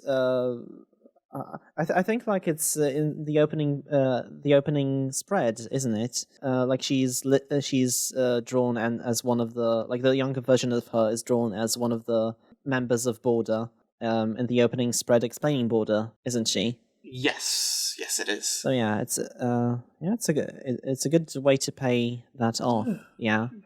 Okay, that's all my spoiler notes. I'm just gonna say that I'm banking on either Wakamura or it wouldn't really make sense, but I guess maybe Urashima being on the next cover. I guess we've got enough volumes, and from the people that haven't been on the cover yet, I think Wakamura is the most important one.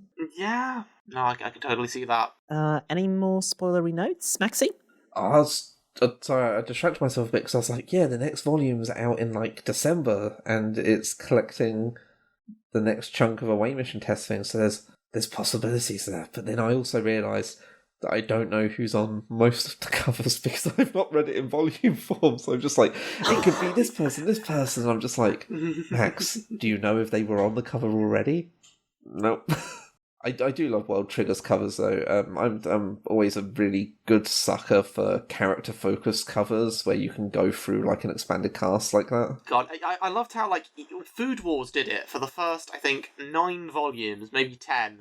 And I was like, yeah, no, I'm really into that. And then they broke the scheme with volume 11 and never went back to it. And it's like, what? No, stick with it. What?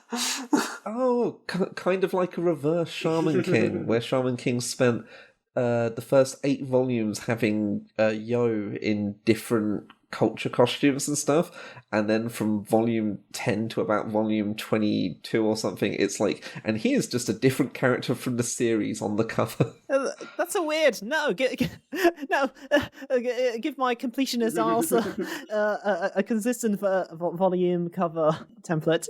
I mean, that's not the series you want for that. At one point, he takes a picture he drew for a group cover of Yo in a monkey costume running with some bread in his hands and says, yeah, this is a cover now, what are you going to do about it? I think generally what I find is that specific character-oriented covers tend to be very consistent, but like when it's the more conventional, let's do a poster for the contents of this volume, I can either love it way more than the average or way less. It kind of varies. There's more variance. Yeah, it's kind of like a question of saying, do you want a Bleach cover or a Naruto cover? Oh, no, Naruto doesn't really have anything to do with the contents of the volume a lot of the time. One Piece would be a better example there, I guess. Bleach and One Piece. Bleach goes, here's your big character. Maybe they're important in this volume. Usually. And then One Piece will be like, here is 200 characters all interacting with each other in a way that reflects on what's going to happen. Yeah. And it's a lot to deal with. I much prefer just having a nice character approach because it makes everyone feel important, Yeah, I totally get that. Unless they don't get a cover, in which case they suck. I recently realized that they got back covers as well. I think I like saw them first on the Amazon store, and I was like, ooh, here's like future material for thumbnails when we eventually cover like regular chapters. Nice. I hadn't thought of that. I think Nuta was on one. I think like Rui, the Sewer Squad operator, was on one. Yeah. Awesome.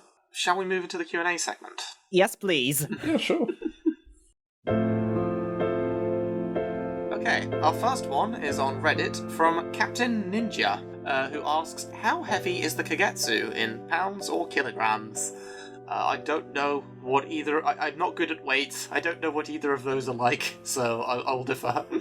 I tried to work this out, and I don't think my methodology was particularly sound. Go on, then. So... the Kagetsu, it's like, the idea is it's like a crescent moon, right? So I thought to myself, what does the moon weigh?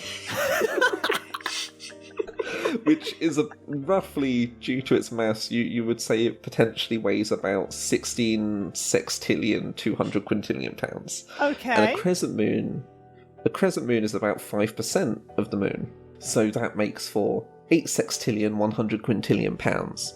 So damn, Ikoma and Tachikawa lift. They have to be ripped. Like their body isn't just muscle or like the densest muscle. They have to be able to like pick up a country. I guess given that what's her face, the Tachikawa squad operator. I guess if she's symbolized by the crescent moon on the back of Tachikawa squad emblem, I guess she's thick. And as we know, it's do you like big girls, and that's a certain sort of thick. So that's a valid approach. There you go. My branding is strong. It even works with World Trigger, where characters aren't really drawn in that manner. Well, and a very good branding it is. Anyway, so Oh dear, it's not got me 1,000 followers yet, though, has it? Oh. Anyway, so first of all, the answer to my question was a question. Is this going to be on the test? So I checked its its like description in Border Briefing file just for that question, because why the fuck not? We haven't got a lot of questions, and we definitely won't exceed the 2-hour mark in recording. Certainly not. So each of the weapons have like an attack level, a durability level, and a weightlessness level. For example, Scorpion is attack A, durability D, weightlessness A. Kagetsu is attack A, durability A, weightlessness C. Raygus is D for weightlessness. So I guess it's. I guess I would say heavy, but I mostly concentrated in my answer on. Hang on. Why the fuck does Raygus have like a non-shield version at all? Like it's heavier and has less attack than Kagetsu and less durability as well. So why make it a blade in the first place? Just keep it a shield. Wow. Speaking of Kagetsu, our other question is from Twitter, from Mecha_man 10025. So, well, no, 1025. 10025 is a strange thing to say. Anyway, so, I'm not the only one who sees the penchant for Kagetsu's skill as insanely broken, right? Considering the limited action tokens are already a cause for consideration amongst other characters. I guess my response to that is, I am not, as far as these kinds of sort of complicated turn-based systems things go, I'm not very good at judging whether, a mechanic on paper written out to me is broken or not. I have to see it done, like, practically. This is how I go into every D&D build. But yeah. Yeah, I guess if you were expecting like a balanced game out of this, you're mistaken. This is meant to be like a test for child soldiers. So I guess it's the more like have to adapt to different realities, and that's what the test is supposed to represent. So the question is, what does that bonus represent in reality? And would a lot of the other teams come up with like strategies specifically based around avoiding the Kagetsu and being able to get a good counterattack on it, on someone who had it? But yeah, it's a big design mess. Like it's like Ashihara saw XCOM and thought, but what if it didn't work? And it's made for an exciting sub game to this larger test environment. I do certainly appreciate the doofy chibis running around. Oh, I mean, who doesn't like a doofy chibi? Hoping this rule isn't going to make it to the inevitable World Trigger TTRPG. It does make sense on that like the battleground is a hex one, given that it fits into the imagery of the series. But this is honestly just like PTU, just like Pokemon Tabletop United, because there are even action points for trainers there. So not to be confused with Pokemon Tabletop Union, a game that I made up. Check out the our introduction to Pokemon Adventures podcast for that. Which probably would have been released by now. Probably. I guess that's all the questions then? Yeah, alright. Maxy, do you have anything to add to the last one, or not massively? It all just comes down to how much of a mess the game design is for this one small aspect of the story, which probably didn't need to be as in-depth as Ashihara's made it, but just because it is presumably not a game that he's been able to game test, it's like it's gonna have holes in it, and I can think of no greater flaw than saying, okay, so we gave these guys a sword, and also they can move way more and do way more. Enjoy. Alrighty then. So let's get to the round off, shall we? Oh, absolutely. Let's do it. Okay. That is going to do it for the 17th episode of Duckface Diaries. You can listen to us on so many podcast hosting sites: Anchor, YouTube, Spotify, Apple Podcasts, Podbean, Breaker, Overcast, Radio Public, Pocket Cast, Play FM, Listen Notes, Castro, Google Podcasts. Patreon.com/Wensleydale Cheddar is where all the links are. Everything is in the pinned post, including all the links for our guests. That's what also helps me pay the bills, so if you want me to devote more time to making the show better, consider supporting me there. In return, you can get your name in the YouTube credits or a World Trigger Duckface avatar. Plus, you can help me reach more ambitious goals like reviving World Trigger Bridged. And remember that, much like the neighborhood, the YouTube algorithm is a dark abyss of sorrows and woes from which channels like these never surface, and what helps us navigate it is liking, subscribing, and sharing the podcast with a friend. On the YouTube channel and the same RSS feed, you get access not only to Duckface Diaries, but Manga Mosaic, a collection of podcasts and video essays on manga titles short and long alike, and Podcast Mon Adventures, our new retrospective pod where we cover the Pokemon special manga arc by arc, along with Henry Kathman, host of the Pink Ale pod. Maxy, where can people find you? People can find me on Twitter at MaxyTheBee, where I incessantly talk about manga and occasionally wrestling, but mostly manga. It rules my life in ways I will never escape. I usually have various threads running at any one point to go and help people see what I'm reading. I've started doing ones for Shonen Jump again lately, so if you want to know what it's like to really be into a series about pianos that other people aren't as into, then I'm your guy. Other than that, if you head to friendshipeffortvictory.com and carefully move around the mouse because I've not updated the page layout in a while, you can find a tab that takes you to all the old episodes of the podcast I used to do when it was popular, and on the website you can also find the newer episodes from when I tried to bring it back and then forgot to keep going. They're pretty good, and you can learn about all sorts of interesting series. One day there may be more. I'm very fickle. And that's about it for where you can find me. Occasionally I turn up on the Manga Mavericks podcast, as has been mentioned before, usually on Patreon-only episodes, where we're currently doing an irregular series where we're looking at what should work out as about 50 different manga magazines. So if you want to know about what manga magazines are like, then I'm also your person there. God, you're reading so much. I don't read all the magazines, I just know about them, I promise you.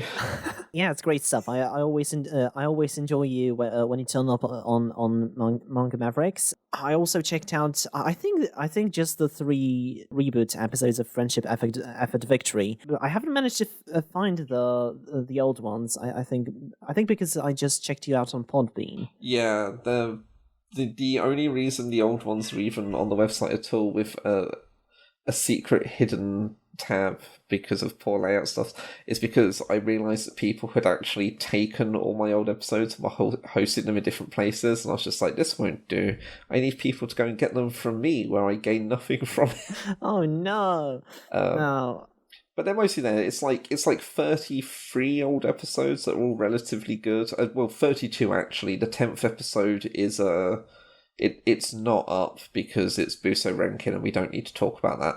But yeah, like I don't necessarily have a lot of pride in the older things I do. Most of them are recorded on a children's microphone while laying on a floor in New Zealand, but I think some of them hold up. If people really want to learn about Belmondo Le Visiteur, then that's a good comic that I talk about on a podcast that I don't do anymore. I don't know why that was the one I thought of.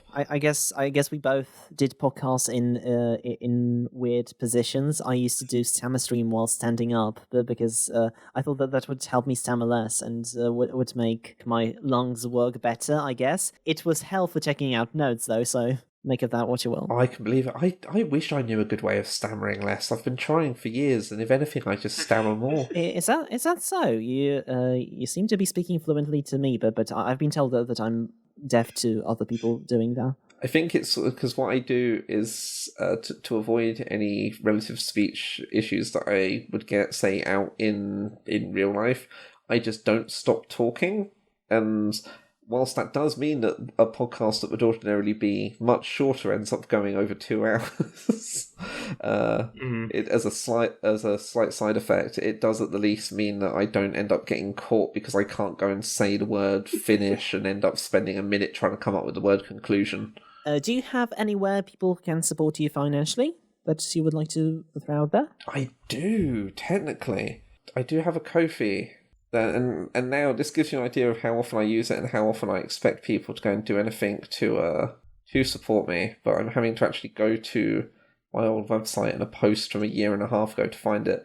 Yeah, I can literally be found on there just as Maxy B, so co-fi.com/maxyb, and people can just drop me a few quid and I'll try and do something constructive. Not necessarily in return, it's just nice to get given money, but I do realise that I used to make lots of things on the internet and now I just tweet. There we go. So check that out. Find Maxy somehow. Hoven, plug a sister show. Yes, that's HOVIN'S Hideaway, a variety podcast where we mainly discuss manga. The last proper podcast we did was on the end of Attack on Titan. I did a bonus sort of solo pod discussing all of my thoughts on the wonderful JoJo's Bizarre Adventure finishing its latest part, JoJo Leon, and you can hear me ramble about all of my thoughts on that. A bit of it's non-spoilery, and then the rest of it is totally spoilery. And if you are looking for something similar to World Trigger, you could go for the series that many people are calling Diet World Trigger, Kaiju number 8, a discussion that I had with Casta UK and Dr. Nova. Give that a look. And once again, you can find all the links to that in the description or in the bin post at patreon.com/Wensleydale Cheddar. Send us emails, questions, comments, suggestions at wensleydale012@gmail.com, or follow us on Twitter at Duckface Diaries, or individual Twitters at Wensleydale Cheddar and at Hoven with an H. And at Maxy the Bee is where you can find Maxy. A sincere thank you to Milo Jack Stillett, who composed our ending theme, an orchestral rendition of Giri Giri, the first opening sequence for World Trigger. You can find his work at soundcloud.com/MiloJackStillett. Hoven, what are we covering next time? Next time, we're covering Volume 18, which covers chapters 152 to 160, and is also adapted across Season 2, episodes 10 to 12, and the start of Season 3, episode 1. And yeah, I'm definitely a good thing we're taking a bit of a break, because this is easily the closest we've come to... This is the closest we'll ever be to the anime as it's airing in our...